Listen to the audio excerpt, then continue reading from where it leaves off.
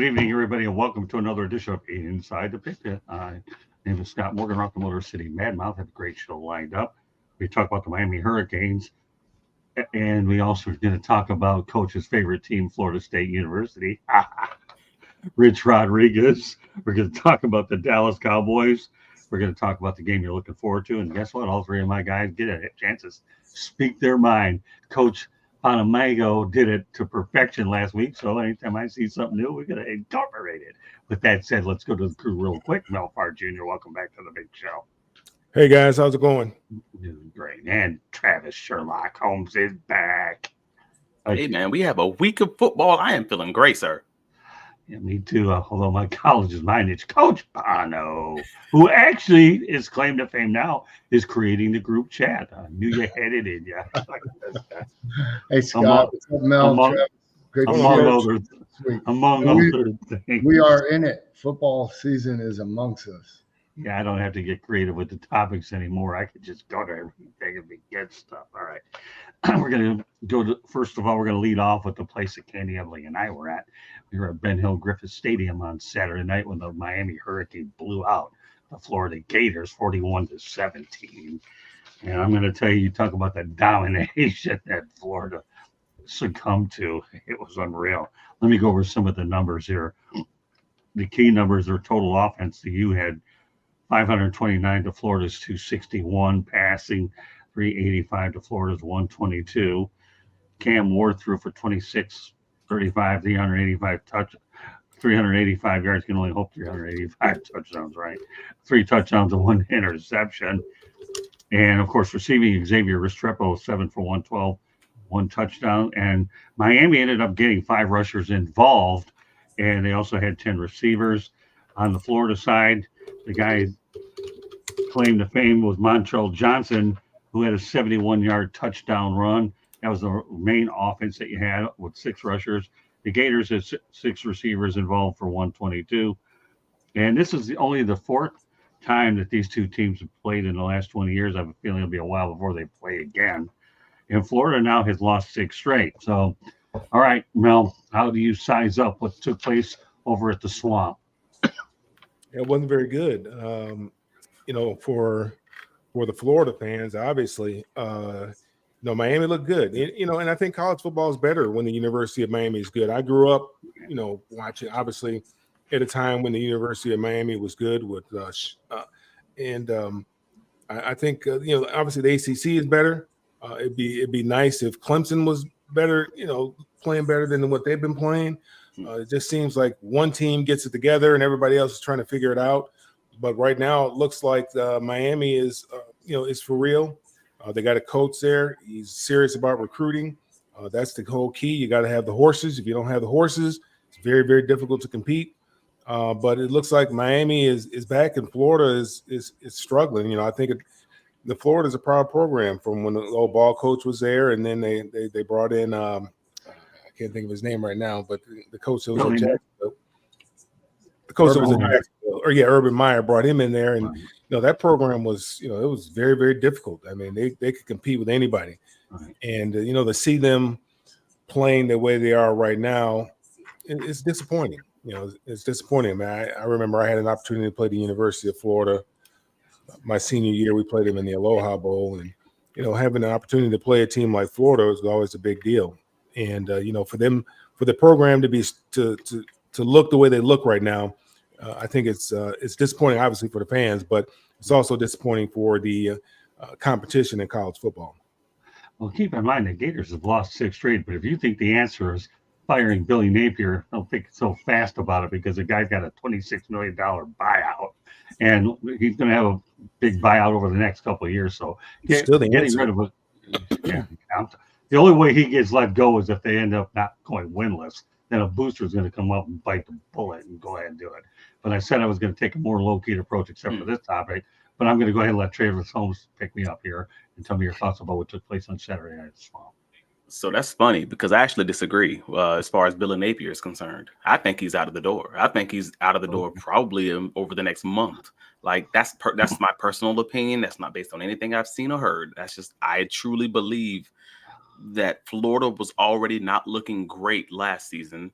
that many thought probably should have been gone, already. And it just stinks because they had so much instability as far as their executive staff at the university already. And that gave him a little bit more leeway than most other coaches probably would have had, and more than he deserves. So with this Florida Gators team losing Ricky Pearsall to the NFL, they don't really have any vertical threats, and they were already a bad vertical last season. They were 92nd in the nation on passes that travel 20 or more yards. And then they lose Ricky Pearsall to the 49ers, who, knock on wood, I mean, he just got, shot in the chest, it's just a crazy story there in and of itself. And now, next game against University of Miami, they don't complete one pass over 20 yards.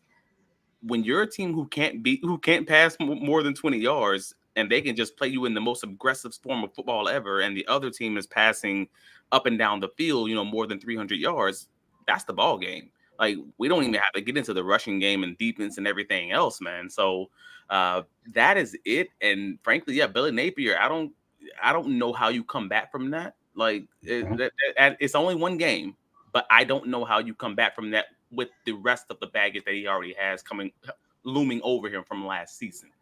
So I personally think he's out of the door. And 20 million or not 20 million, it ain't my money. I think somebody will pay it. All right. Well, you got a fellow UCF Knight on there, so his name is D-Lowe's. And they obviously beat the daylights out of New Hampshire. I believe New Hampshire, their nickname is a Wildcats, but they put a 50 spot on them. I mean, it was a very unfortunate game that I was not ecstatic about because, we only won by like 50, and it needed to be a more impressive 50-plus point win. So, yeah, I mean, but yeah, we'll take that. The real Florida team. Yes, we'll take that. Give me a break. Seriously? But at least it's a subdued seriously this time. Now, D-Lowe's, do I cover USF versus Bethune-Cookman? No, is that the Florida-Miami game? Seriously? But I got to keep my seriousness low so I have a voice to get through the day. I promised Travis and the rest of my group, we need you here. We need your voice, but you just can't scream like you used to anymore. You got to go out there and just sandbag this thing. Okay, now we have, don't worry, everyone, Ricky Boo Boo Boo is fine. Just another day in paradise. Yeah, I guess he's talking about Ricky Pearsall. All right, Coach. Yeah. You got the last word on it. And now after Coach talks about the Gators, Candy's going to have a little surprise for you, Coach. All right. Well, I kind of like the kinder, gentler Scott. I think it's a nice change up, Scott.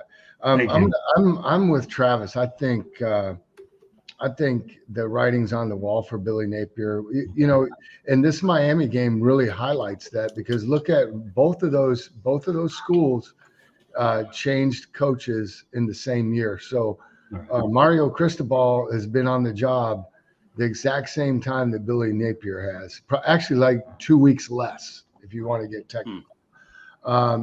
And again, you hate to judge anything off of one game. But in this game, Florida was clearly outclassed, and they look like there are two programs that are moving in opposite directions. The thing that and look, I'm married into the Gator family, right? It's another reason for me to not root for Florida State.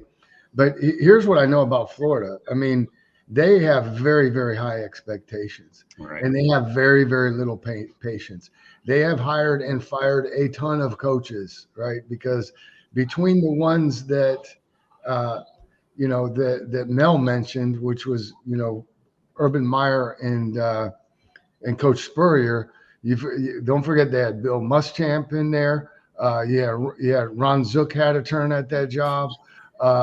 Jim McElwain had a turn at that job. Dan Mullen had a turn at that job, which I think, to me, it was a mistake, giving up on him that soon. He only went to New Year's Day bowls the first 3 years he was on the job. But that $26 million, you could double that. They have deep pockets at Florida. They have deep, deep pockets. And if things don't turn around quickly, they won't hesitate to pull the trigger. Now you look at their schedule coming up here. They get a reprieve this week. They got Samford, right? But then they've got Texas A&M, who was respectable looking in a loss to Notre Dame. Mississippi State, who under Jeff Lebby, I think is going to be better. They got UCF, You know, that's going to be that'll be interesting because again, it's in state. You know, you never know what's going to happen. And then Tennessee, and then Kentucky, and then they have their bye before Georgia. So, you know, they better. You know, I think they need to. You know, I think they need to run the table here before they go to their bye week before Georgia. They might be able to get away with one more hiccup, but certainly if you're a lifelong Gator, you expect to beat Kentucky and you expect to beat Tennessee. You know, I mean, what did what did Spurrier always just say about the Volunteers? You can't spell citrus without UT. You know, so. But I think you know, I think the writing's on the wall. Okay, let's go. And I think they lose against Texas A&M, honestly. Let's go to the chat room. The softer Scott has to read this stuff. Oh, well, I'll get used to it, so don't worry about it. You can always cover from the couch like I do. No chance, D-Lo, not on that one. And, Bo, even though you're not on the show here, you're setting this one up really nice. The FSU hate is strong as you're going to find out momentarily. On to the next one. Can he? How versed are you guys on tight ends? What do you think? Hunter, Henry, and Luke Musgraves as sleepers. Any thoughts? I can wait. I know it's off topic.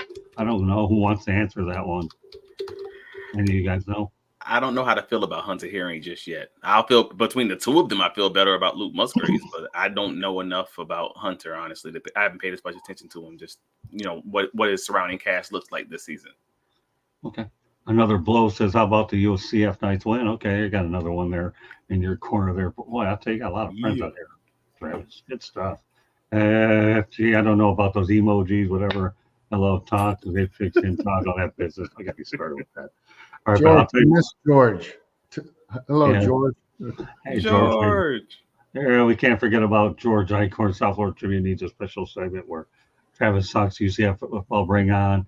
Josh is the all guys. Hey, listen, you know what? I should point this out. It's an interesting point how you bring that up, D-Lo.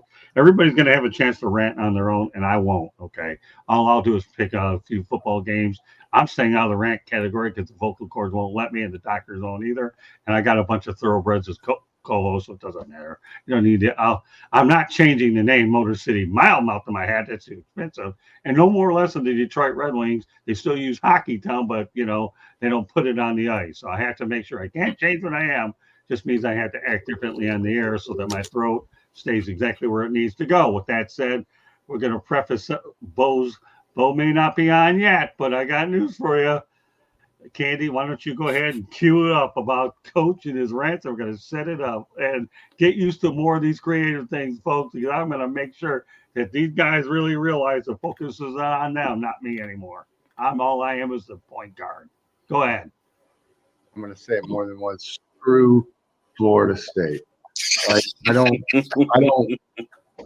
like them. I have personal reasons. Okay. But to me,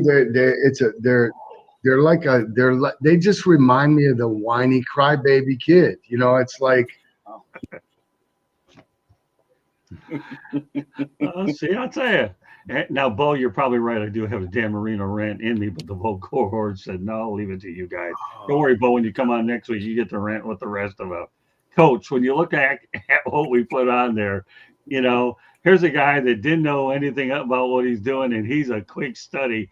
How about that? You know, we kept it right where we thought. The preface that, don't you feel proud of yourself that you've come a long way in this broadcasting thing? You're getting better at it.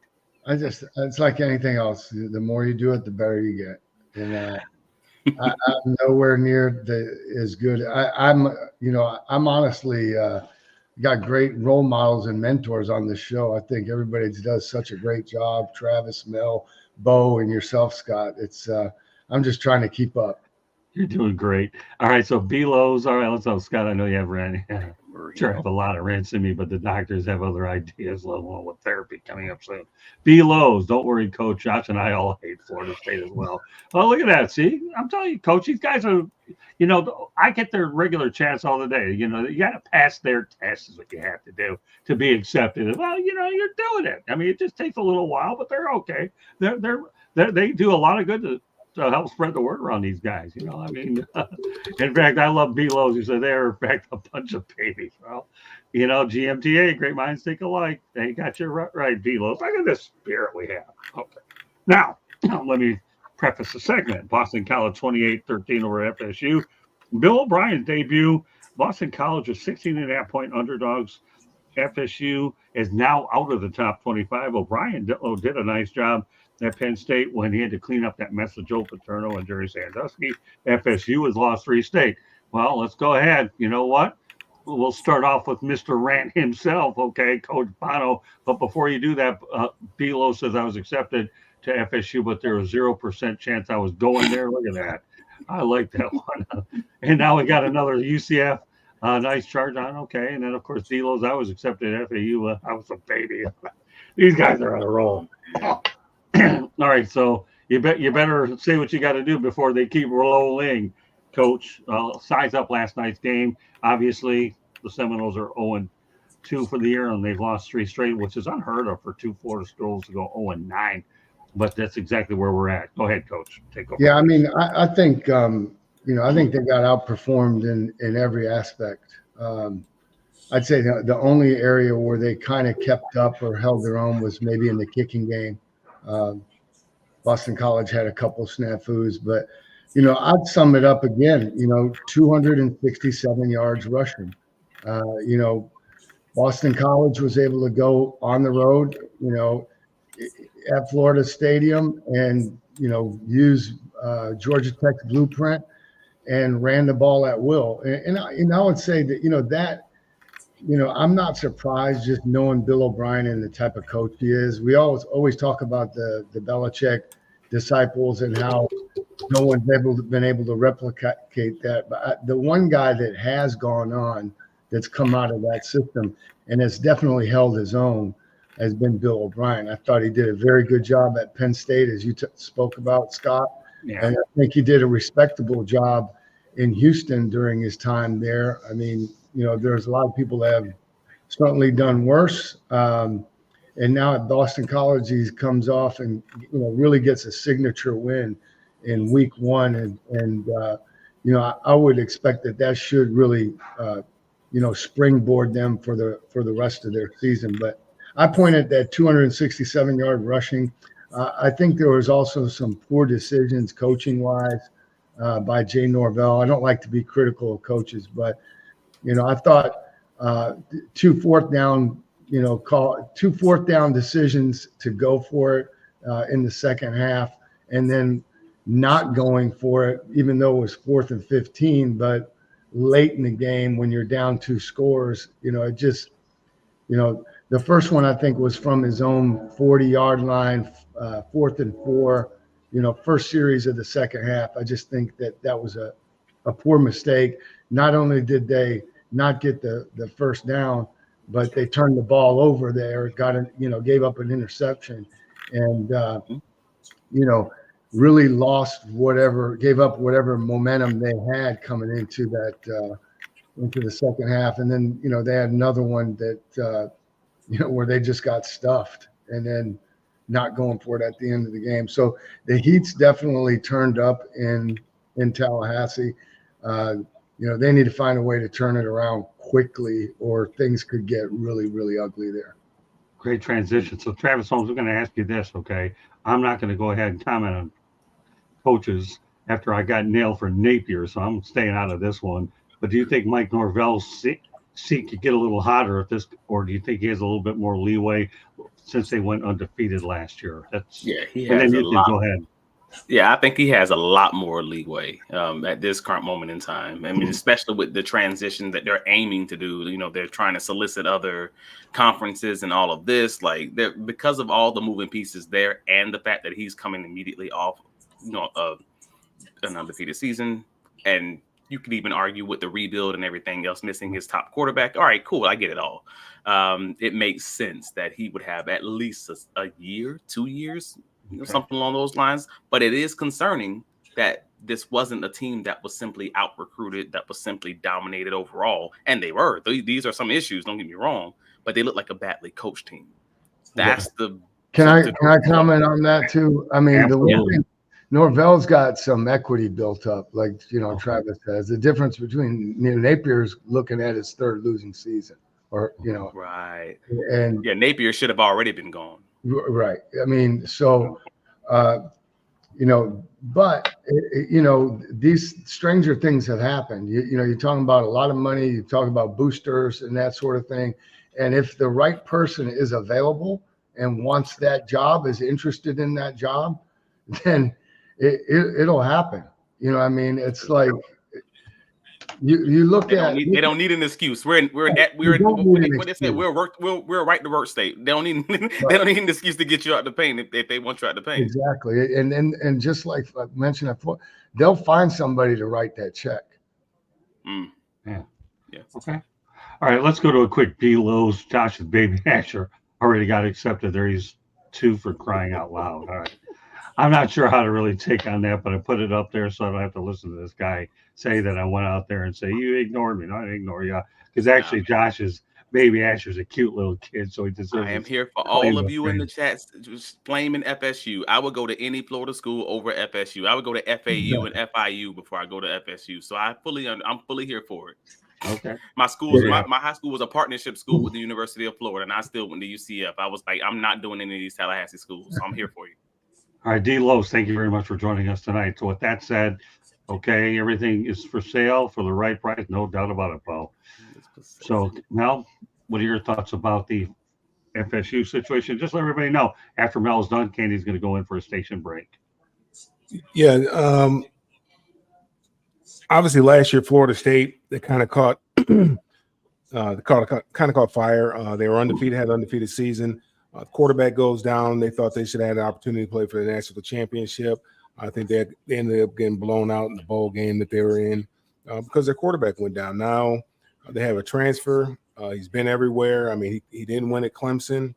I guess he did an okay job. I don't know what necessarily Oregon State did. I guess they did okay because that guy was able to parlay that job into the Michigan State job. But DJ, you got to be able to run the football. You just can't. His right arm is just not going to get you there. He wasn't very accurate. He was a lot more mobile or a lot more willing to run at Clemson than he seemed to be, yesterday playing. Whether it was because, I don't know if he's trying to just become a better pocket passer and just stay there in the pocket and try to read defenses and be able to deliver the ball. But he's not able to deliver the ball on time. He missed a couple touchdowns. They got to be able to run the football better. That's the biggest thing. The biggest takeaway that I got from that football game is you have got to be able to run the football. Bill O'Brien, Boston College, ran the ball down their throat. This guy here, I think Bill O'Brien is probably one of the luckiest guys in the world. I don't know how great of a coach he is. I'm not really a Bill O'Brien fan, but I mean, he was at New England, parlayed that into the Penn State job, did okay there, then parlayed that into the Houston Texans job, was there for a while, got rid of D-Hop, traded him, traded for Laramie Tunzel, gave away a couple first-round draft picks for him. That franchise just kind of hovered around 500, it seemed. Didn't really, I don't think they necessarily scared anybody. Ended up losing that job, and I think he went to Alabama.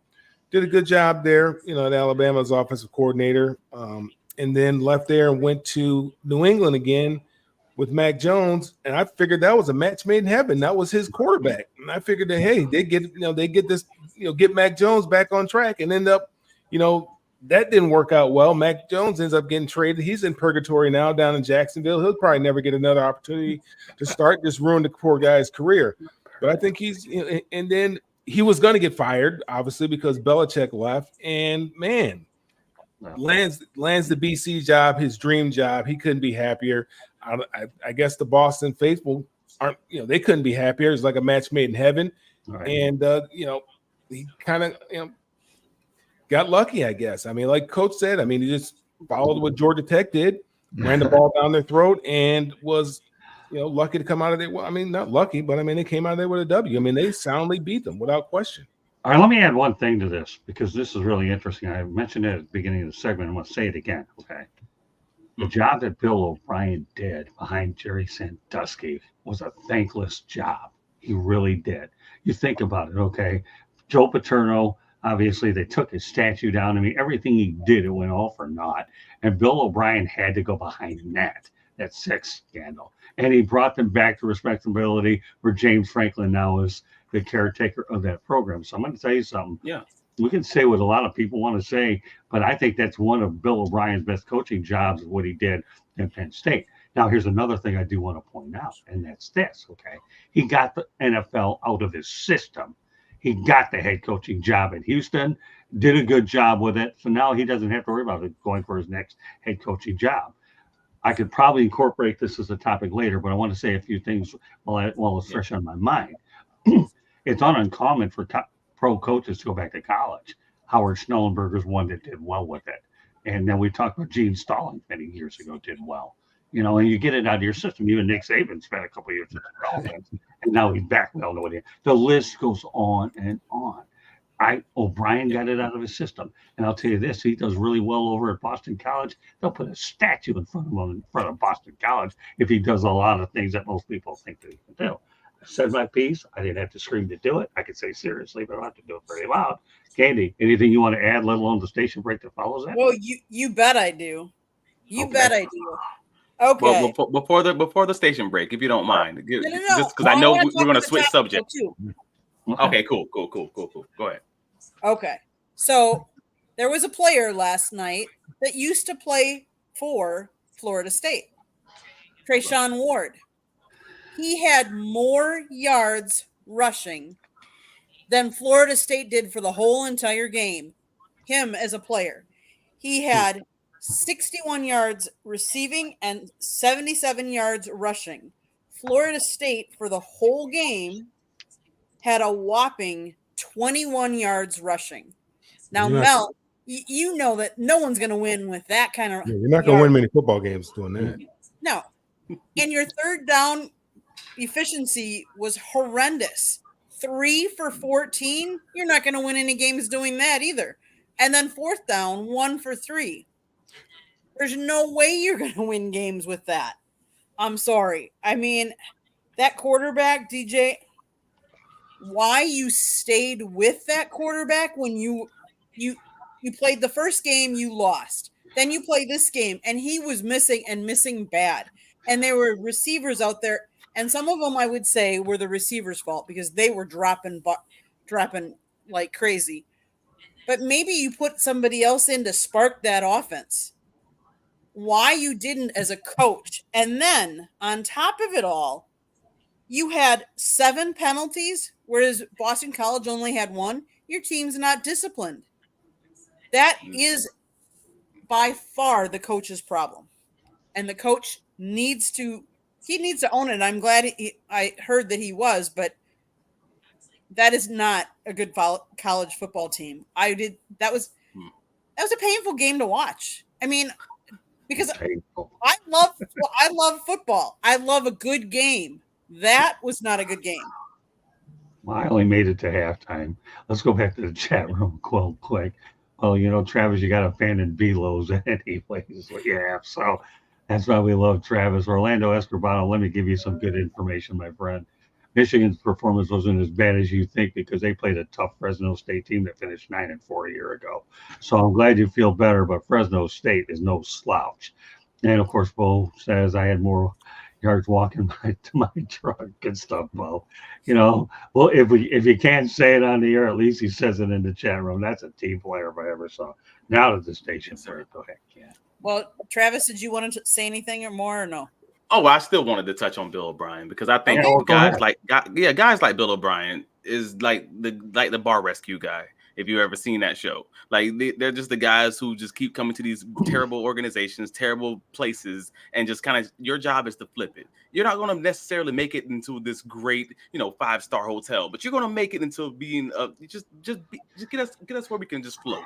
Like that's his overall job. Like those kind of guys are underrated. Like so, he may not be your guy who's going to bring you championships. He's not the guy who's going to bring you Super Bowls when he was in the NFL, but he is a guy who will get you to being a respectable organization, and there is value in that. Like I don't never want to dump on that kind of guy, but again, he's just not that guy who he's going to get you to 500 and better. And if you're in the NFL, he's going to get you a 9-10 win season if you're in college, and that's a good situation. He's just not the guy who's going to take you to that next level. That's the next guy, and that's fine. But Well, yeah, like Brian Kelly, like that too. That's to Orlando's point, but that's kind of what it looks like. And unfortunately, is back to Florida State and how they beat them using the Georgia Tech game plan is they're kind of coming to that same conclusion that Colorado when Deion Sanders came to last season. Like they're slowly realizing those trenches are what's going to make and break your game versus D-line, O-line, all of that. Like, and if you don't have the dogs, you can have all the speed, all the flash, all the shine you want. You're just gonna be a Ferrari on on bricks, like in the hood, like that. You're a great vehicle that ain't going nowhere. Like that's basically who you are, and that's the unfortunate realization that both of these teams are kind of coming to. Hopefully Deion's in the better position, but we're not talking about that today. But yeah, that was overall like some takeaways after you guys were talking. Travis, I would also comment that there are some coaches that just work better in college. There are some coaches that work better in the NFL, and there are some coaches that are really good offensive or defensive, but put them as a head coach and they don't do well. So it's also knowing your strengths and as a coach, what your strengths are too. Well, the only thing I'll say to it is, my God, you can't get a shorter drive than Foxborough over to Boston College for your next job. Seriously, but I tell you what, I have a short drive to go to Candy right now to give us that station break, right, Candy? Sounds like a plan. Last November, we published a book, Lessons from the Microphone, Tuning into the Enduring Wisdom of Visionary Leaders. It is written by Scott, the Motor City Madmouth Morganroth. It is available on Amazon, Barnes & Noble, Kindle, Google, and Apple Books. If you see the red subscribe button, click it, like us, share us with all of your peeps. We talk baseball and hockey typically on Mondays, except yesterday when it was a holiday. Tuesday nights, we talk Inside the Pigskin. Wednesday nights, you never know what we're going to be talking about. Scott's previewing, talking about a hot dog eating contest. And Thursday nights is Fire Up. You never know what we're going to be talking about on that. If you'd like to listen to podcasts, wherever you get your podcast, you can get us there too. Website, www.southfloridatribune.com. Scott writes, I take pictures. We have all kinds of videos. We're going to have some pictures up. There's videos of the Canes on our YouTube channel. You can also go to our website and get a link to Scott's book, but more importantly, our merchandise store where you can get South Florida Tribune and Motor City Madmouth merchandise. Back to you, Scott. Thank you, Candy. Well done. Okay. So why would I bother to bring Rich Rodriguez, the former Michigan Wolverines coach, in? Because in this situation, he makes a whole lot of sense and he's funny. He's quoted by Alabama football. They can beat our brains for a couple $1 million. I'll even sing Roll Tide for them if they want. If they pay me $2 million, I'll be down there Saturday and Sunday. I'll play them twice and help our budget. And, when you're a small program, you know what? That guaranteed money comes in handy. In fact, I'll even go a step further, okay? I was over down in Coral Gables yesterday, and Mario Cristobal took FIU to Gainesville, and they lost to the Gators. And he knew that was money that they had to put into the FIU program. So I asked him about that. He says to me, I was just asked that question the other day. Were you over there with us? I said, no, I wasn't. But Cristobal has a nice dry sense of humor. He's really great to work with. But think about it. Okay, let's talk some dollars and cents, Coach. You work for Central Michigan, right? And let's talk about those guaranteed games. I mean, hey, if you're going to get $2 million and it puts it in your athletic department, Howard Schnellenberg used to schedule them all the time. And by the way, I do want to make one reference to the Florida thing. Dan Mullen should never have let him go. And Ron Zook, that was a mistake too. Ron Zook's a pretty good coach too. I just remembered that. That's why I incorporated it now. But Howard Schnellenberg, if you're a program builder, you're going to bite the bullet, so to speak, to try to support your athletic program. And that's what Rich Rodriguez has done. He's already coached at the big programs already. So now he is at Jacksonville State, which is located in Alabama, mind you. So I'll take $2 million to get hammered because that money will go a long way towards facilities and everything else. But that said, Coach, take it from there, please. You hit the nail on the head there, Scott. I mean, it's true. You look at like the MAC. I mean, you're going to play 3 out-of-conference games. One of them is going to be probably a FCS school. And then at Central Michigan, we always, played either a Big 10 or a Big 12 or two games like that. And you're right. That money doesn't, unfortunately doesn't all go to football. It funds the athletic department. I mean, it pays for the women's and men's basketball officials for the whole year. You know, it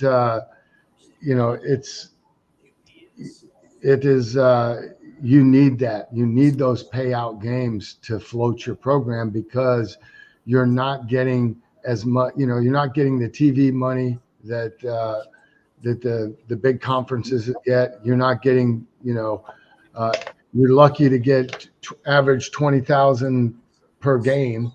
So it's not like you're making a lot of revenue on ticket sales or concessions and that sort of thing. So, you know, Rich Rod is just more or less stating the obvious and doing it kind of in a tongue-in-cheek way. You know, depending on where you are, I mean, you know, look, I'm looking at, like, shoot, if I'm UCF and I got Florida State on the schedule later on in the year, man, look out, you know, because that was one of the things, you know, you always, as a coach, you don't want to concede anything. You want to try to, you know, breed confidence into your kids, into your program. And, you know, we always looked at it as an opportunity to play up and prove people wrong. You know, we may have gotten lucky, but we went down and beat Oklahoma State when they were nationally ranked back in, was it 2016? And, you know, that did a lot for our program, you know, did an awful lot. And, you know, the next year beat Kansas, you know, really had a Syracuse team that went, you know, took them into overtime. So it kind of depends on your approach to it. At the end of the day, if you approach it the right way, you're still playing with house money, because they're paying you a lot of money to go in there and take your shot to beat them. Yeah, I'll tell you, when you do get that shot and you capitalize on it, I won't get into details. It's a gratifying feeling. Let's go to Orlando real quickly. As a Michigan fan, Rich Rod's name being brought up makes me this up my mouth a little bit. PTSD, I guess. But you know what? Orlando, I appreciate where you're coming from. I realize that his tenure in Michigan was anything but good. But, you know, let's face the reality. You know what? You see some of these coaches go to a smaller school. And here's another one I want to bring up, too. How about Frank Solich going from Nebraska to the University of Ohio, the Bobcats? And he did a really good job there. And I'll tell you what, for all those Nebraska people that didn't like Solich, I'll tell you, when he went to Ohio, he created a name for himself. What has Nebraska done since? Not a whole I thought he was a good coach. Yeah, I think so too. Well, you know what? You think so? Well, go ahead. Why don't you take the segment from here? Let's talk about Mel, about Rich Rod, and then you can talk about Solich. And then I thought he was a good coach. I mean, I thought it was an unfortunate thing. I don't think they like the style of play. I think things are kind of changing a little bit. You know, they're getting away from that option game, and that's, you know, that's what he did very, very well and very, very effectively. But getting back to what you're talking about, those games really for the bigger schools, it's really a no-win. I mean, you go out there and you blow them out. You know, people talk about you. You go out there and struggle, they're going to talk about you. I've never played an FCF school, so I don't know what that's like. I mean, we might have played a lower tiered Division I school. I mean, back then it was Division I, Division II. FCS would be Division II. We never played a Division II type school. We played a lower tiered, like we might play the Mountain West or something like that. You know, San Diego State, and you know, I think my freshman year we played BYU. Robbie Bosco was there. I think we ended up beating them. Then we come back and play San Diego State and I think our kicker kicked 6 field goals. You know, we couldn't score a touchdown against San Diego State. You know, it didn't look good. And then the next game we played Nebraska, and we got boat raced. We practiced inside of Pauley Pavilion that whole week because we were going to surprise Nebraska. We had a prototypical pocket quarterback, and so we practiced inside Pauley Pavilion. Pauley Pavilion is where they play basketball, so we practiced indoors because we were going to surprise Nebraska, and we're going to come out with our prototypical drop back quarterback and run the option against Nebraska. That didn't go over well, and like I said, it's 45-3. I think we got boat raced. So right. those games are tough. And you guys are talking about the Michigan and Fresno State game. I played Fresno State. And they're I mean, look here, I don't know what they do out there in the valley. Those are some tough tough folks, man, and they will hit you in the mouth from way back 30 years ago. They'll hit you in the mouth, but those games are obviously important for the smaller schools because they need that revenue. There's no question about it. I mean, that's what like Coach said, it's not just for the football program; it's for the entire athletic department, so that they can, stay in compliance with Title IX. That's why they have to take on those games, and sometimes it's not pretty. And as a football fan, it's not really what I want to see, but I understand it. You turn on the game, you see Alabama. I mean, they did what they're supposed to do, but that's not really entertaining. I mean, the starters might play. They should only play like a half or something like that. I mean, it's just not entertaining football, but I understand why they have to do it. And it's important because, every kid deserves and then for a kid who, is thinking, who has aspirations of playing in the NFL, he gets an opportunity to size himself up against some really stiff competition that he would be playing in the NFL. When you're playing a school like Alabama or you're playing Michigan or something like that, you're going to find out real quick whether or not, you want to continue on with this, or you just go ahead and hit those books and go pro doing something else. Yeah, but Mel, this goes deeper than revenue. How about exposure? Doesn't that mean something? Yeah, without question. You get an opportunity to, like I said, you get an opportunity to test yourself against the very best. Yeah, but I don't mean it in that sense. No, what I mean taking all my points. About the program, the program. Well, then I'm not saying nothing. I'm done. But I'm not going in the chat room though. Let's go back to Daniel Berry Sports Highlights. Happy Tuesday. Good. I'm not taking that one out of you. And App State was not pretty. Oh, I'll go there because I'm going to tell you. Years ago, I had a guy who was a prognosticator named Mark Lehrman. I used to hang out with him. He used to pick me up for advice because he knew I was a sports writer. And I told him, "What do you think about that Michigan Appalachian State game? Because that was not on the board." And no, you're right. I mean, the exposure for App State in that particular game. I mean, it's giving them exposure, and people still talk about that. Michigan will never be able to live that down. That loss. Yeah. Well, let me tell you what I told Mark. I said, I told him. I have a feeling about this game, and I have a feeling that App State's going to give a much closer game than most people think. And by the way, I was covering my first FAU game against Middle Tennessee State at Lockhart Stadium. And what do you think? App pulled the upset. No, I'm done. Travis, you know what? I know exactly what I need to do. It's called "Thou shalt keep thy foot on the ground, not thy mouth," and I'll let you go ahead and not steal your thunder. Go ahead. I mean, you guys have taken all my points. So, but yes, Michigan Appalachian State back in 2007 is the big. That's the one that kind of made the NCAA change everything. We're having these little teams versus the small. Like at the time, they were a D1 AA program. Then they became I guess an FCS program later after the fact when they played Michigan again the second time around, like 2014. So like that was the one. And yes, they paid them millions of dollars to play against them, but also they won. Like that's a big thing when you do win. To Coach's point, you want to breathe life into those teams, but at the same time, in Rich's case, in this situation, if Alabama did choose to play against Jackson State, they wouldn't be playing until like 2028. So he's not talking about any of the guys who are currently on, this roster. He's not talking to the guys who are currently in the room, even hearing these comments. So I fully understand it from that perspective, but also they got to make budget. Like that's a real life adult conversation for kids who are making, NIL money. You should understand this is a business and we got to make budget. Cool. We need this money. And then you're also talking about a university who is nationally known in Alabama. You're talking about a university who has all this money, but who also hasn't played an in-state rival outside of Auburn since 1944. Right. They don't want to play other teams in the state because they don't want to give them that notoriety. They don't want to give them that recruiting edge. They don't want to put them on TV. And that's the big thing because then they feel like they're recruiting against you. So for the smaller teams like a Jackson State, no, Rich Rod absolutely wants this and he should want it. Free recruiting in state. Everybody's going to be there. Yeah. You get paid to do it and you have no risk. You are truly playing with house money. If you win, awesome. You're Appalachian State. That could ricochet you into another stratosphere of teams. And if you lose, they expected you to lose. Like, what? That's fine. Either way, you're winning because you got $2 to $4 million. So overall, he was smart to answer it in the way that it is because everyone's talking about it. And worst case scenario, he may actually get a game out of this. Yeah, and we're talking about. So let me give you a little information about the Appalachian State, Michigan. If I recall correctly, and I repeat those words, if I recall correctly. I think U of M gave him like 500,000 at that time to come up there.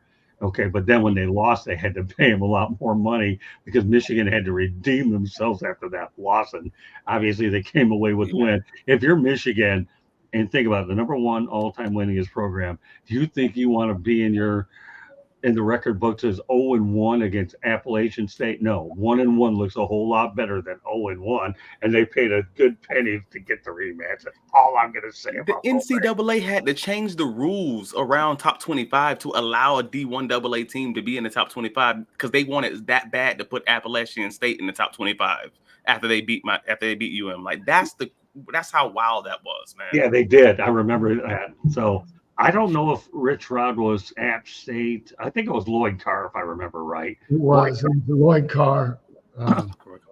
And yet, ironically, Michigan went on to go 9-4, and they beat the University of Florida in the bowl game. So, and Tebow had a big monster game. So there's a little bit of information for you, Orlando. But you guys are all on point here. I mean, let's face the reality. Rich Rodriguez has got us talking about it, so he's at least he can work inside the Pigskin because I thought it was an interesting topic to talk about, and you guys are on point with the whole thing. All right, well, you know what? How many of us on here have AARP? I'm not old enough. Huh? I'm not old enough. Hey, yeah, I'm on my way, man. I'm on my way. Well, yeah, if you're not there. I know you told me last week what your age was. Do you have AARP, Mel? Yeah. What about you, Coach? They send that to you. You get it in the mail right before your 50th birthday, man. Like, yeah, no. Well, no, they gave it to me at 47. They wanted my money earlier. They didn't care what the heck I look like. Although I used to go ahead and go to Wendy's to get those senior discounts to get the drinks. So I think it worked. I still think now. What about you, Coach? You on AARP? I am not. Okay, well, let me tell you something. The Dallas Cowboys are, because I'll tell you what, they got an AARP bet field that calls of Dalvin Cook and Ezekiel Elliott. So now that we go to the AARP backfield presented by Jerry Jones, Mel, how do you think that these guys are going to fare in Big D? Because they have as much mileage on their tires as I have with my voice, Mel. Boy, look at all these things. When I'm not loud, the one-liners really come free, right, Travis? I don't believe they believe that Ezekiel Elliott can get him to take him to the promised land. And, Dalvin Cook has a hard time holding on to the football. I mean, wasn't that his problem? He was fumbling the ball. That was his problem. I think he got released last year. Where was he ended up? In Baltimore or something like that. He fumbled to put the ball on the ground a few times, and I think he ended up getting released. I'm not 100% certain. I think he was with the Jets, wasn't he? Yeah, it's with the Jets. He got traded. I thought he was with the Jets. Yeah, and after Aaron Rodgers got hurt, it was they just looked real. I think he got traded to Baltimore. I think he got traded to Baltimore. He got released, got picked up by Baltimore, something like that. Something like that. Yeah. But anyway, it wasn't pretty either way. Wherever he landed, because he had a hard time holding on to the football. But I believe, they didn't improve obviously there, and that's not going to help. That's not going to help Dak. I mean, when Dak was at his best was when him and Zeke was their rookie year when they came in the league and they were running Zeke, when Zeke led the league in rushing. That's when they were at their best. It was complementary football. They don't have these guys are not going to give you complementary football. You just cannot. I mean, I've looked at so many games this weekend and it's just disgusting. I'm looking at Colorado on each one of these games. Like, every one of these teams, the coach's son was playing quarterback and they were trying to highlight that player. That's what I mean by felt like I was looking at Colorado. UCLA, they're throwing the ball all around the lot. You just can't win like that. You look at Florida State, you can't do it. Colorado, I mean, yeah, they end up winning the game, but it's not pretty. They're not going to be able to win football games like that because, again, you're not protecting your defense. It's feast or famine. That's what that is. It's feast or famine. And when Dak is he's not Peyton Manning. He's not Tom Brady. He's at his best when they play complementary football. If he's dropping back 40 times a game, that's not good for you. If he's dropping back 20 to 25 times a game, then you're probably in that game. But anytime you're relying on Dak and his right arm, that's not who he is. That's not who Dak Prescott is. And so, they didn't get better at that position. Now, maybe they're going to use a little running back whose dad is one of the coaches, the guy that came from the little smaller guy. I can't remember where he came from. Kansas State, right? Maybe they'll use him some in the running game. I mean, they should. It's going to be interesting to see. I mean, Jerry, he's reminding me a lot right now of Al Davis in his later time, and that wasn't pretty. I think we all can say it wasn't pretty watching Al Davis as he got older and he was still running that football team. It was not pretty. So Mel, if I'm understanding you correctly, you're not enthusiastic with the combination of Cook and Elliott, are you? Not at all. No, okay, good enough. Good enough. Okay, let's go to the chat room. Okay, Washington going to surprise the East. Don't be surprised if they take Dallas' spot. I don't know. Okay, we'll put it up there. We'll see what happens. Back to Bo. Colorado still does a runner play defense. It's still the same brand as last year. I love that one. That was good stuff. Okay, ego won't allow him to be any different. Jerry loves the same Jerry. Okay. All right. So with that said, Travis, let's go to a Cook and an Elliott. Do you like it or do you not like it?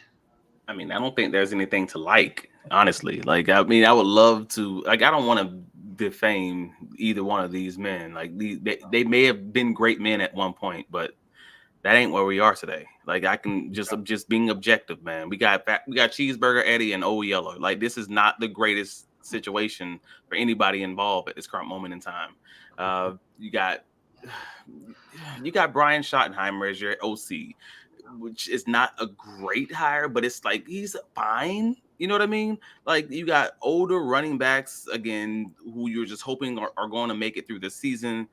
That's not really a good situation. You got this whole team just like duct tape and bandage and stapled together, and you're just hoping to make it through the season so you can blow this thing up. Like, everything, every move, every roster build, every piece of this all kind of says the same thing. We're not trying to win. We're a very unserious franchise at this current season. We are not going to give you any additional money. Figure this out. We're not giving you any guaranteed money. Any cash. Figure this out. And at the end of the season, you're probably all going to be gone. Like, every move is saying that, and it's reinforcing that decision. Unfortunately for Dalvin Cook, for Zeke, it's just a paycheck. Cool. Congratulations there. Like, hey man, get that money, add to that pension. Congratulations. But overall, that leaves no confidence. Like, you're basically just talking about the backups of Deuce Vaughn and Rico Dowell, and hoping that these guys are a flash in the pan or something. Coach. Man, I really agree with Travis and Mel. The only thing I'd say, I woke up this morning and I saw that, and I was really, really excited. I was hyped up. Like, Dalvin Cook and Ezekiel Elliott in the same backfield. I cannot believe it. How are they going to manage the touches? Who's going to start? And then I looked at my watch and I saw it was 2018, and I got into DeLorean and came back to 2024. And it's not as attractive. It's not as, and I think to Mel's point, yeah, I mean, that's a great point about Jerry. I think Jerry might be kind of, he thinks the longer he stays in the past, that it'll keep him young and keep him from getting old. It doesn't work, All right, so here I'll give you my summary of what I think here. Okay, then I'm going to give everybody a fact that they should know this weekend, and we have some more good stuff coming.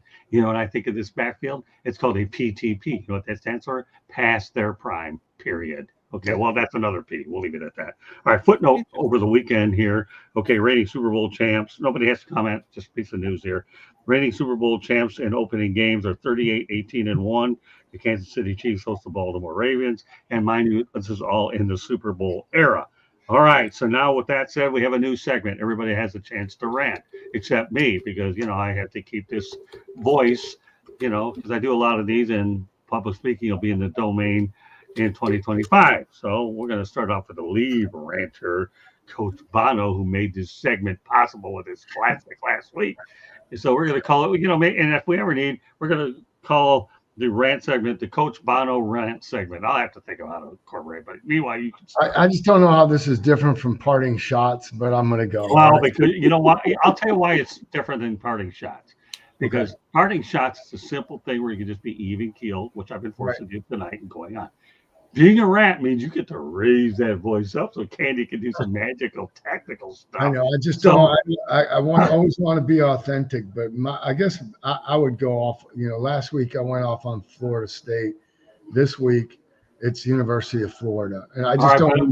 But that's why I wanted you to know why, instead of parting shots, we want to be different on this broadcast. Right. So we're going to Sure. talk rant versus parting shots. And the fact that you went out there and did something that I would do when I had a voice, okay, you just created something and got my wheels turning. I'm done. Go ahead and Yeah. talk. Well, mine's just kind of the state of the Florida Gators football program. I don't understand how it has gotten to this point. You know, I know from firsthand knowledge that, you know, Billy Napier had gotten everything that he asked for in the first 2 years from the standpoint of budget, coaching salaries, facility renovations, you name it. They doubled the size of their staff. They've got more people working in that building than anybody can count, and they've gone backwards. The program, they just haven't moved the needle, and I just don't, I don't understand how that happens, and how it can continue to happen. And then the part two of that is, Florida State. I think they drank a lot of their own Kool-Aid. They're in deep trouble. If Napier, I have no doubt that Norvell will make it to November 30th. But if Napier does, then the loser of that Florida State game should be fired. Period. I like it. Okay. Ooh. Next, Mel. The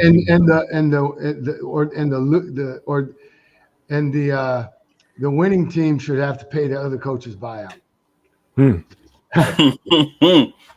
I was waiting for a final chug, and that was it. All right, Mel, you're up next. Go ahead. So Sunday we had our little draft for our fantasy football team, and imagine this: the first player drafted was a running back. Believe it or not, the least valued players on the team was the first player that was drafted on my little fantasy football league.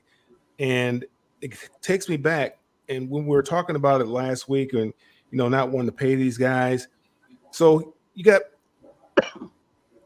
have a player that you want him to be a 5-tool player, right? You want him to be able to run for power, run for average, pass protection, catch the ball out of the backfield, and lo and behold, be able to hit his head on the goalpost from any place on the field. But you don't want to pay this guy, right?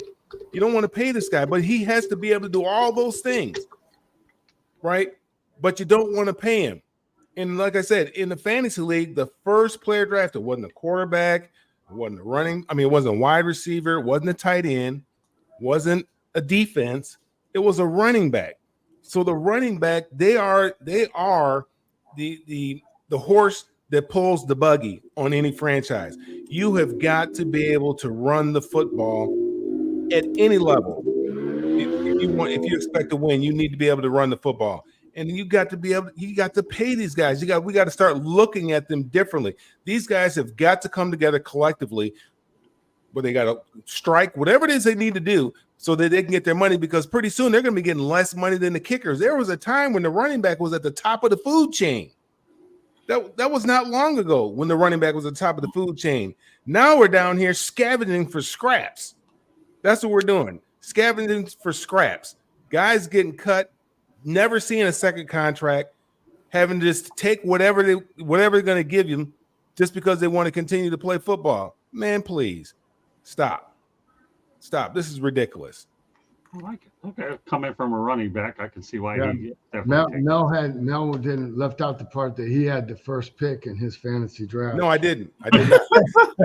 I did not have the first pick. And I would not have picked a running back. And I agree with everything you said, Mel. There weren't that many running backs left. That's all right. You know what? I knew from a running back he was going to make sure running back was a feature of this whole thing. All right, Travis, what's your rant?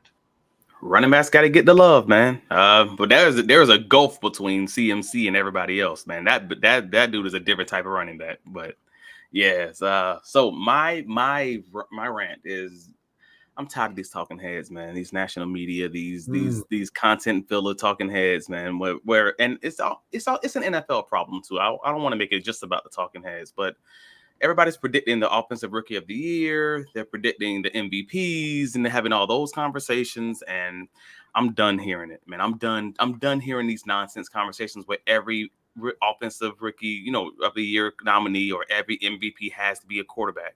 It's quarterback, and then we might mention a receiver or a running back here or there.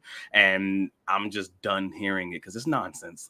Like the NFL, we got to do something. We got to do better. We are in 2024. We don't have to live like we are broke without internet no more. There has to be a better solution to this than having just an offensive. Let's not just have an offensive rookie of the year. Let's have an offensive quarterback of the year, and then just have the award be for everybody else. Let's have the MVP, let's just have the best quarterback, and then just have something for everybody else. Let's have a cap for quarterbacks, and then the remaining team cap for everybody else. And that solves a lot of issues across the league. It solves a lot of issues within our media. It just solves a lot because we know quarterbacks are different. It's cool. Y'all the golden child. Be the golden child over there. Treat y'all like kickers. Like y'all just do y'all own thing for a second and let everybody else just play as a team, and we can just figure out what this is over here. Like I'm done hearing the nonsense conversations talking about, whether it's Jaden Daniels, whether it's Bo Nix, Caleb, whoever's going to be offensive MVP for Rookie of the Year. And I'm just like rolling my eyes listening to all of the nonsense conversations. Because at the end of the day, so many more guys are so much more valuable. You just happen to play a role. You just happen to be a screwdriver. And we got a boatload of hammers. We got everything, all the other tools in the bag over here. And we just talking about you because you just happen to have a flat head. Like, come on, man. Let's be better. Well, Travis Holmes, let me tell you something. Because of what you just said, I don't watch any more TV during the day because I don't want to be bothered with all this talking business. And by the way, I don't have a rant. You know why? Because I'm going to pick 3 football games and these guys get to pick 1. I got to make up for it someplace. But the reason why I'm picking these 3 football games is they're our best interest. Number 1, Rams at Lions. Matthew Stafford will be returning on Sunday Night Football. But guess what? White Kelly and the family won't be returning. I'm not making predictions, but it should be a pretty good game.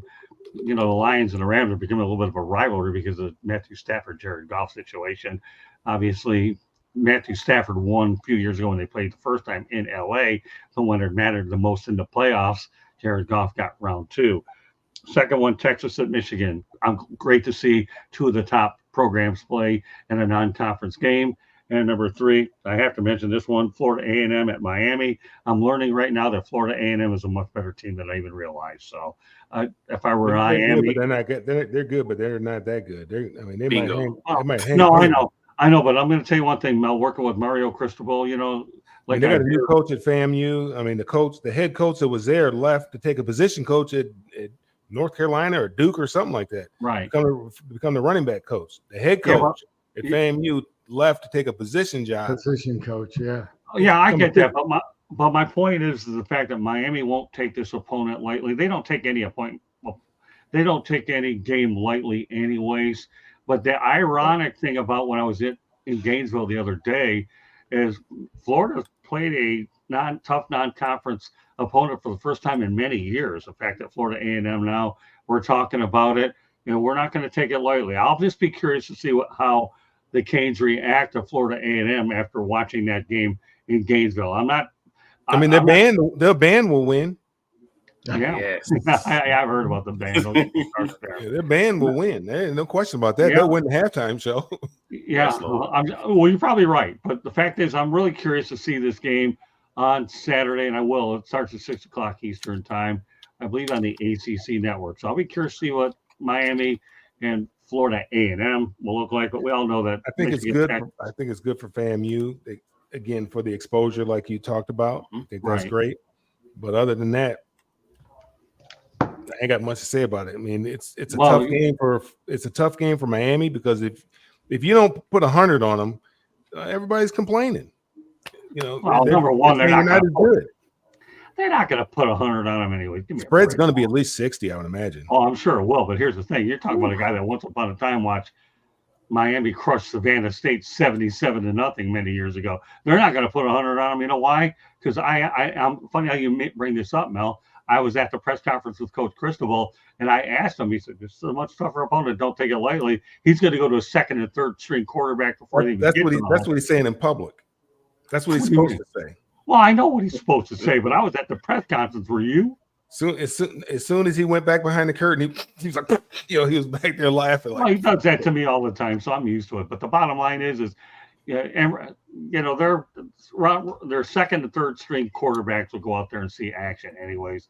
I do expect a 50 to 60 point beatdown, but I'm not taking Florida A&M lightly. And if the fact that they do lose to Florida A&M after beating Florida, they'll run him out of town. Oh, I don't even want to hear about it. But I'm not going there. They will run him out of town. All I'm going to say is I'm a Cade guy, and I'm leaving it at that. But it's a tricky game, man. They just had a big game against Florida, right? Their in-state rival. Look over them. And now, now you got this game here. It's one of those, because here's the problem. You're dealing with 18, 19, 20, 21-year-old kids. You don't know where their head's at. Right. I mean, you know where your head is, but you don't know where their head is. And that's the problem. Well, Mel, I'll give you that. Okay, it is a trap game, as a lot of us say it. So it is a trap game. I'm with you all the way there. But the reality is I'm curious to see how Miami does play against a team, let alone the fact that they've blown out Florida. That's all I'm saying. I'm not trying to sit here and put a numerical number on this thing. We don't know. That's why you play them in the first place. If you don't believe me, look at some of these other upsets that occurred. I'm not going there. I said this wasn't a rant. I'm only talking about 3 games I'm looking forward to.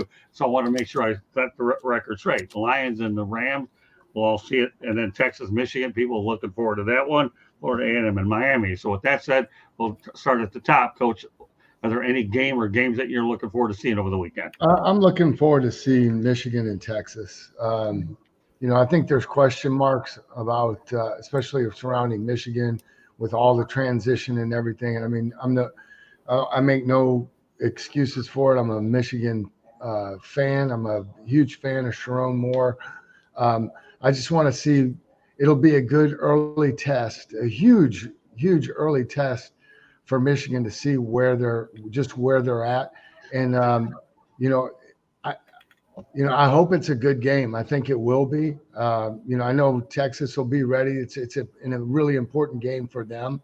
If they can go, if they can travel to Ann Arbor and win a game against the defending national champion, that'll be huge for Texas. But knowing how Texas is, they'll lose to somebody that they're not supposed to later on in the year anyway. So it won't matter that much, just kind of how they are. But I'm anxious to see, what Michigan, puts out there. I don't think Fresno was a good indicator just because of how they played that game. I think they intentionally played that pretty close to the vest. They didn't really, show a lot in that game. This will be a different outlook, different strategy, different game altogether. Well, get used to one thing that I had to get used to the other night. We're going to have to get used to on Saturday. USC is in the Big Ten and Texas is in the Southeastern Conference. So we better get used to the fact that both those two teams have changed. But that said, all right, let's go over to Travis Holmes. What game or games are you looking forward to on the weekend? Well, I mean, it was obviously my Jaguars versus the Miami Dolphins. That's the big one. When they play on Sunday down in Miami, and I'm absolutely looking forward to that. The Jaguars have a lot of questions that need to be answered on defense. The new defensive coordinator Ryan Nielsen, a whole different looking front the defensive line as far as bringing in Eric Armstead, and I'm just kind of curious with Miami's offensive line. I don't even know what to call it. Issues. Best case scenario. I mean, the weakness of their team is the offensive line. The strength of the Jaguars defense is their defensive line. It just makes sense to me. That's going to be a real interesting, measuring stick to start the season off. Also, you want to see what the Jaguars offense looks like. It's one of the highest scoring games, for Vegas. It's supposed to be of the week. So I'm expecting some high flying, some high scoring affairs, and looking forward to that. And honestly, I wasn't even thinking about the FAMU versus Miami game, but now that you started talking about it, I'm actually kind of excited about that now. Just because I'm a huge fan of HBCUs whenever they play any of these bigger schools, kind of for all the same reasons we kind of mentioned earlier, talking about the exposure, talking about it's no risk, but also because FAMU has not been bad. Like FAMU has been solid most of the time they play the bigger schools. Like I know it was just USF they played last year, but they lost by 7. They played goodness gracious against South Carolina State last week, and they won. And I'm like, okay, I mean that's not bad. And they have what 28 South Carolina State's an FBS HBCU. transfers right now, huh? South Carolina State's an HBCU. South Carolina State. Yeah, South Carolina State's HBC. Yeah. South Carolina State. They're in Orangeburg. Yeah. Sorry, I'm thinking about the other ones. South Carolina, not South Carolina State. My apologies. Yeah, but no, they're like every year they play one bigger school, and they'll generally play them close. They don't normally get just blown the doors off of them. And with Miami just beating up on Florida last week, I mean, it's like, all right, cool. I could see them looking over them, and they absolutely have the better athletes. So I that's one of those games where I feel like Florida A&M could at least cover the spread. I don't know if they'll win, but I feel like it'd be worth watching at that point. And I'll feel good about it if they can just make that thing look a little close. So that's kind of just something that's interesting that I probably would watch just for that purpose. And they have a boatload of transfers. They got 28 transfers on their squad this year. So I'm just like, okay, cool. I mean, that might be worth watching, especially if Miami has a down week, after looking forward to the Florida game for so long. All right, you know what? I want to put Bo's comment in, and then we'll wrap it up with Mel. Candy's going to take over. So go ahead. The first look at the full complement of new pieces in the Seahawks defense and game management of the coaching staff. There you go.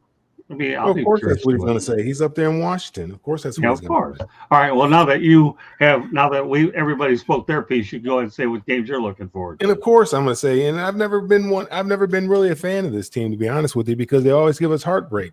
Come the end of September, you're out of it. You already know you don't have a chance.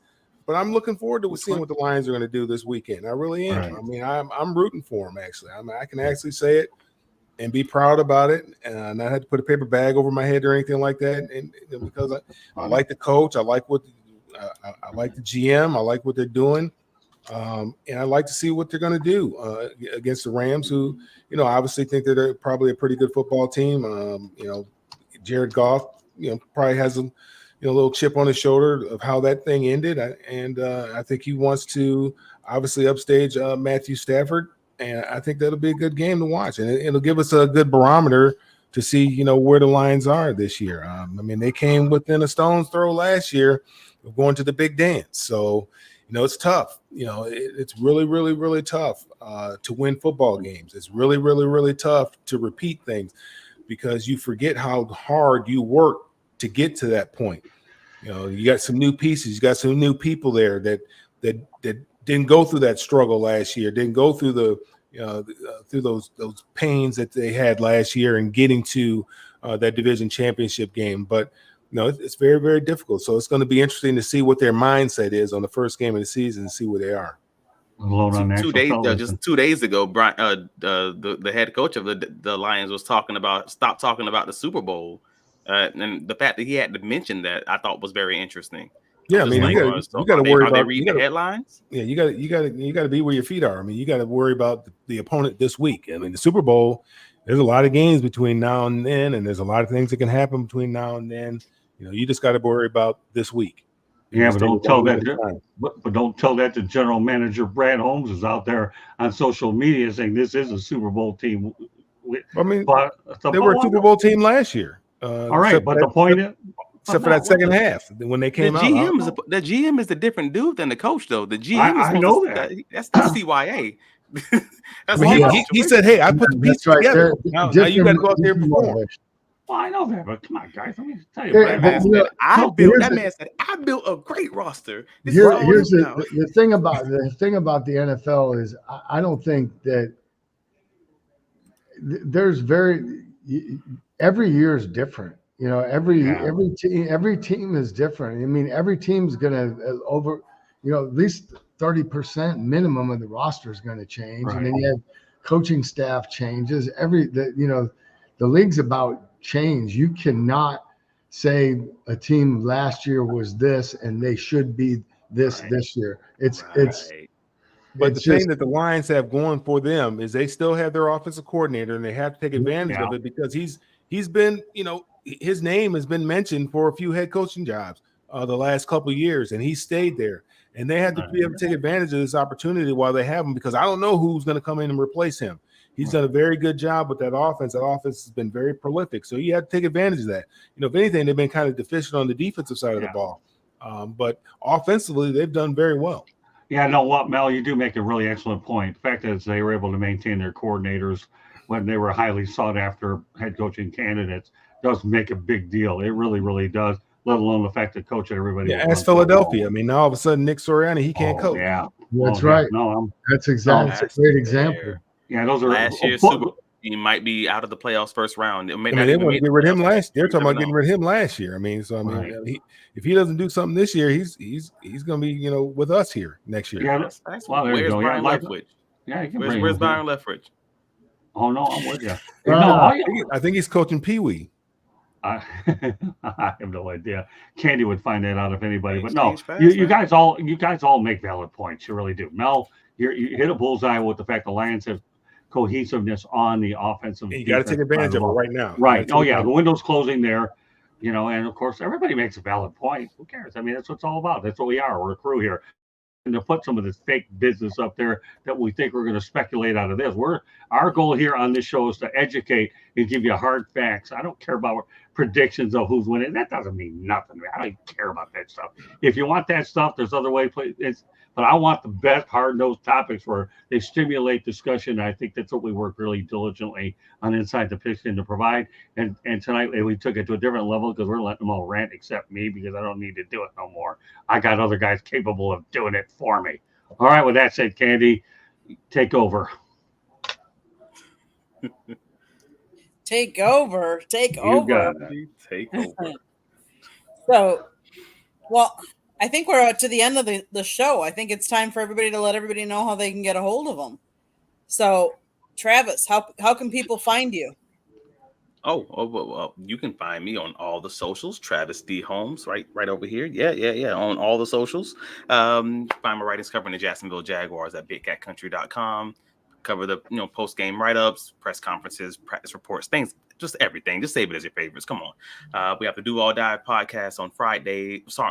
New day of the week on Wednesdays at 7:30 p.m. And here, if you're listening to us, obviously wherever you catch your podcast or YouTube or all the different socials, Inside the Pigskin, and that's every Tuesday. Thank you for having me as always, Scott. You're very welcome, Travis. And Candy. Yes. Coach, how can we get a hold of you and find you? You can find me on LinkedIn. That's the only social media platform that I'm on. You can see me here on Tuesday nights on Inside the Pigskin, and then on Wednesday with Bo Crouch on Coach's Corner. Friday nights, you never know, I might pop up at your local high school football game. And if you see me, please come say hello. Awesome. Sounds good. And Mel, the star running back, how can we find you? I just got one question, Travis. You don't have Travis Likes Swine anymore? You don't have that handle anymore? Trav likes bacon. I had to let it go when I got professional. Okay. When they gave me the credentials, I had to be a little bit different. So we had to look it up. Well, you can find me on all the social media at Melfar Jr. I've always kept it professional. And then you can also follow us on what we have going on here in Atlanta and also up in Michigan at melfarsuperstar.org. melfarsuperstarfoundation.org. Sorry about that. Which Coach and I will be next year. Okay. South Florida Tribune published a book, Lessons from the Microphone, Tuning into the Enduring Wisdom of Visionary Leaders. It is written by your host, Scott the Motor City Madmouth Morganroth. It is available on Amazon, Barnes & Noble, Kindle, Apple, and Google Books.